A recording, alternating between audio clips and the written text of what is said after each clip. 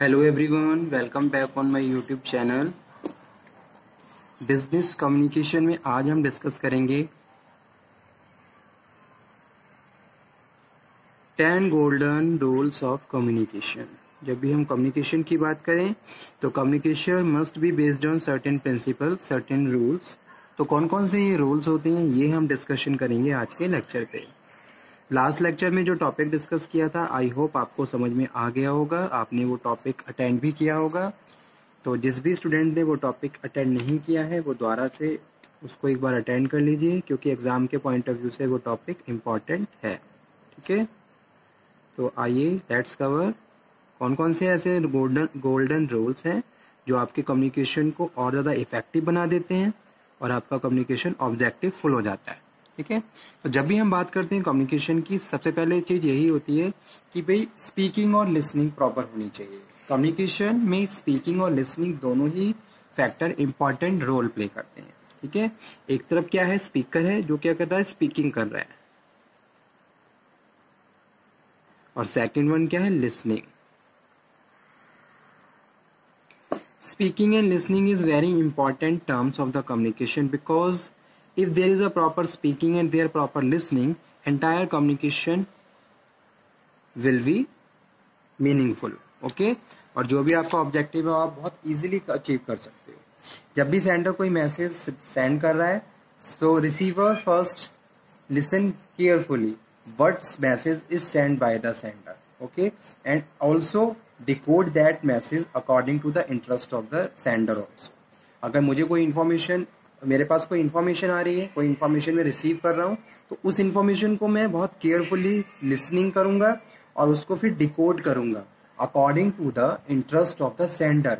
Sender ने किस interest और किस इंटेंशन के साथ वो मैसेज मुझे सेंड किया है, सेम उसी इंटेंशन में समझने के लिए मुझे उसको प्रॉपरली सुनना होगा। ठीक है, और उसको समझना होगा। So there must be proper listening and understanding what kind of intention and what is the message and which क्या मैसेज सेंडर ने सेंड किया है। ठीक है, सो कम्युनिकेशन बेस्ड होता है सर्टेन प्रिंसिपल्स पे। अगर मैं बिजनेस कम्युनिकेशन की बात करूं तो बहुत सारे ऐसे इंपॉर्टेंट प्रिंसिपल्स होते हैं, रूल्स एंड रेगुलेशंस होते हैं जो फॉलो किए जाते हैं in the entire communication process, so you can achieve your communication objective more and more effectively and efficiently. Okay, so effective communication must B established with the help of certain principles and golden rules. तो कौन कौन से rules हैं?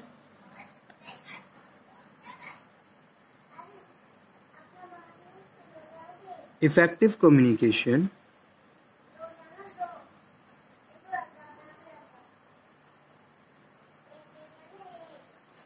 must be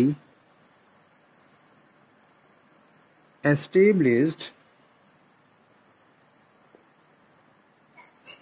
with help of 10 golden rules. ठीक है, so first one क्या है? First one rule है objective for communicating. Objective for communicating. Okay, so first principle and first rule is objective of for communicating. whenever you sending any information, first of all you have to clear your objective. आपको अपना objective clear करना होगा कि भाई क्यों आप इसको, इस मैसेज को क्यों डिलीवर कर रहे हो। अगर आप किसी भी एक पर्सन से बातचीत कर रहे हो, कम्युनिकेशन कर रहे हो, तो उसके पीछे आपका पर्पस क्या है, आपका ऑब्जेक्टिव क्या है, that objective you must be clear. Okay, so according to that you can change, precise, convert the message into meaningful sentence and send to the receiver. Okay, तब जाके आप क्या करोगे, उसी हिसाब से मैसेज को चेंज करते हो, मैसेज को एक तरीके से डिजाइन करते हो और उसको फिर सेंड करते हो रिसीवर को। ठीक है, तो सबसे पहला गोल्डन रूल यही है कि भाई आपको अपना ऑब्जेक्टिव क्लियर होना चाहिए। जैसे आप कहीं पे भी कोई लेक्चर डिलीवर कर रहे हो, कोई प्रेजेंटेशन दे रहे हो, अगर मैं बिजनेस की बात करूं, आप किसी प्रोजेक्ट पे काम कर रहे हो, ठीक है, तो जो भी प्रोजेक्ट है उसके रिगार्डिंग आप प्रेजेंटेशन दे रहे हो, तो आपको पता है कि भाई आपका प्रोजेक्ट है और आपको अपना कम्युनिकेशन का ऑब्जेक्टिव भी वहाँ पे क्लियर है कि भी जितने भी क्लाइंट्स हैं उनके साथ जो भी आपका कम्युनिकेशन है उसके पीछे पर्पस क्या है, that purpose must be clear. तो इसी तरीके से मैं किसी भी एक कॉमन कम्युनिकेशन की बात कर रहा हूँ, कोई भी है, कोई भी बंदा है, कोई भी पर्सन है, जब भी वो कम्युनिकेशन कर रहा है ऑब्जेक्टिव क्लियर होना चाहिए। उसी के हिसाब से फिर आप क्या करते हो, अपनी माइंड्स इंटेंशंस या फिर जो भी आप वर्ड्स यूज कर रहे हो, जो भी चीजें आप अपने एंटायर कम्युनिकेशन प्रोसेस में यूज कर रहे हो वो एक्यूरेटली कर सकते हो, ठीक है। और वो वहाँ पे एक वैल्यू भी क्रिएट करती है। सेकेंड है clarity of language, clarity of language. तो सेकंड जो प्रिंसिपल है वो है क्लैरिटी ऑफ लैंग्वेज, लैंग्वेज में क्लैरिटी होनी चाहिए, ठीक है। आप जिस भी लैंग्वेज को सिलेक्ट कर रहे हो that language must be known by you as well as your target audience also, ठीक है। यानी कि रिसीवर, जिस भी लैंग्वेज को आप यूज कर रहे हो वहां आपको यह इंश्योर करके चलना है कि भाई जो रिसीवर है उसको वो लैंग्वेज समझ में आती है या नहीं आती है। You have to select appropriate language according to the interest of the receivers. Receiver के हिसाब से आपको लैंग्वेज को सिलेक्ट करना है। रिसीवर किस में कंफर्ट है, रिसीवर किस लैंग्वेज में अपना इंटरेस्ट दिखा रहा है, ठीक है। तो वही चीज, और लैंग्वेज मस्ट बी क्लियर होनी चाहिए, ठीक है। उसके बाद नेक्स्ट है क्वांटिटी ऑफ सब्जेक्ट मैटर। तो इसके लिए हम क्या करते हैं, मैसेज को कंसाइज कर लेते हैं। कोई भी इंफॉर्मेशन अगर आप कंसाइज तरीके से सेंड कर रहे हो तो उसका एक ग्रेटर इम्पैक्ट होता है रिसीवर्स के माइंड पे। अगर आप वही मैसेज किसी स्टोरी की तरह एक लेंथी कम्युनिकेशन प्रोसेस में डिलीवर कर रहे हो तो रिसीवर कभी भी उसको समझ नहीं पाएगा कि आपने क्या मैसेज किस इंटेंशन से सेंड किया, ठीक है। तो इसके लिए मैसेज का आपको ऑब्जेक्टिव क्लियर होना चाहिए और मैसेज को आपको क्या करना है, उसका जो क्वांटिटी सब्जेक्ट मैटर है उसको भी आपको डिसाइड करना है कि भाई क्या कितना मैसेज आपको रिसीवर तक भेजना है, ठीक है। उसकी कितनी क्वांटिटी होनी चाहिए।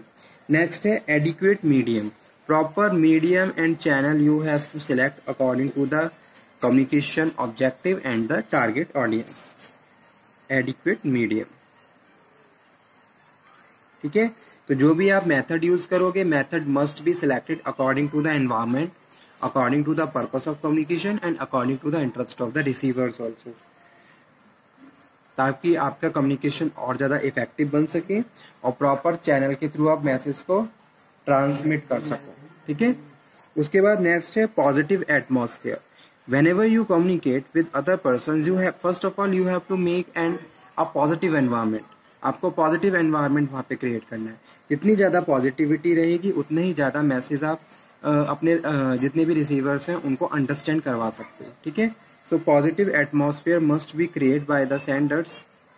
इसके लिए बहुत सारी ऐसी चीज़ें होती हैं जैसे कि आपने प्रॉपर फैसिलिटीज़ वहाँ पे अरेंज की हुई हैं, ठीक है। आपका पोलाइट कम्युनिकेशन है। उसके बाद नेक्स्ट है listening position. Listening position must be appropriate according to the principles of listening, okay. जितना ज़्यादा लिसनिंग पोजीशन में रहेंगे, जैसे कि रिसीवर्स हैं, receivers showing the interest to the speakers, तो इन स्पीकर्स क्या होता है इस तरीके से और ज़्यादा मोटिवेट होता है, वो और ज़्यादा इफेक्टिवली कम्युनिकेट करेगा। और जितनी ज़्यादा आपकी लिसनिंग पोजीशन प्रॉपर रहेगी उतना ही ज़्यादा प्रॉपर कम्युनिकेशन एनवायरनमेंट वहाँ पे क्रिएट होगा, ठीक है। तो ये भी इंपॉर्टेंट है। उसके बाद नेक्स्ट है avoid unintentional communication. Unintentional communication को अवॉइड करिए, ओके।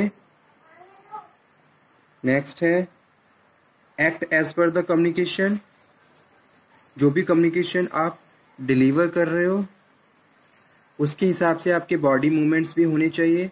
इससे आपका कम्युनिकेशन और ज़्यादा इफेक्टिव बन जाता है और रिसीवर्स का की अटेंशन और इंटरेस्ट और ज़्यादा डेवलप हो जाता है, ठीक है। टू वे कम्युनिकेशन होना चाहिए। ऐसा नहीं है कि एक ही बंदा कम्युनिकेशन करे जा रहा है बाकी सब बस बैठे हुए हैं। There will be a proper two way communication. Two way communication से क्या है, कंटेंट और ज़्यादा डेवलप हो जाता है, ठीक है, एरिया बढ़ जाता है कम्युनिकेशन का। और उसके बाद लास्ट है मैच्योर। मैच्योर कम्युनिकेशन स्किल्स होने चाहिए आपके। जो भी मैसेज आप जो भी इंफॉर्मेशन या कुछ भी अपने वर्ड्स अपनी माउथ से जो भी वर्ड्स आप कम्युनिकेट कर रहे हो वो वर्ड्स उनका मीनिंग उनकी इंटेंशंस अप्रोप्रिएट होनी चाहिए, ठीक है, मैच्योरिटी के साथ। ऐसा नहीं है कुछ भी आपने कम्युनिकेट कर दिया, इट डजंट मैटर कि उसका क्या इफेक्ट पड़ेगा रिसीवर्स पे। तो इन सब चीज़ों का ध्यान देना चाहिए। Mature communication with skills, proper skills, आपके कम्युनिकेशन स्किल्स शार्प होनी चाहिए। As well as you have to know also कि भाई अगर आप कुछ भी इंफॉर्मेशन डिलीवर कर रहे हो तो उसका क्या इम्पैक्ट पड़ रहा है आपकी पर्सनैलिटी पे, आपके एटीट्यूड पे, अदर पर्सनस के एटीट्यूड पे, ठीक है। So these are the golden rules related to the meanings and communication. Okay, objective for communicating, clarity of language, quantity of subject matter, adequate medium, positive atmosphere, listening, positive, avoid unintentional communication, act as per communication, two-way communication, mature communication with skills. So okay students, thank you very much. Today's topic has completed. Okay, next lecture में हम फिर से बात करेंगे एक नए topic पे. So once again I am saying, if you have any problem, any doubt in the any subject or any topic of business communication, then you can again discuss. Start your revision from first unit to the last, and जो भी topics आपके problems हैं आप उनको note down कर लीजिए और उनको communicate करिए, ठीक है। दोबारा से discussion करेंगे। तो इस तरीके से हमारा ये टॉपिक फिनिश हुआ। नेक्स्ट लेक्चर में हम फिर से बात करेंगे एक नए टॉपिक पे जो कि होगा barriers to communication. Barriers to communication is also very important question from the exam point of view, so please note down this type of question and make a proper list so you can use that list during your examination time. Okay, तो तब तक आप ये पढ़िए, इस topic को attend करिए। Next lecture में फिर से हम बात करेंगे एक नए टॉपिक पे, barriers or 7 C's of communication. Okay, so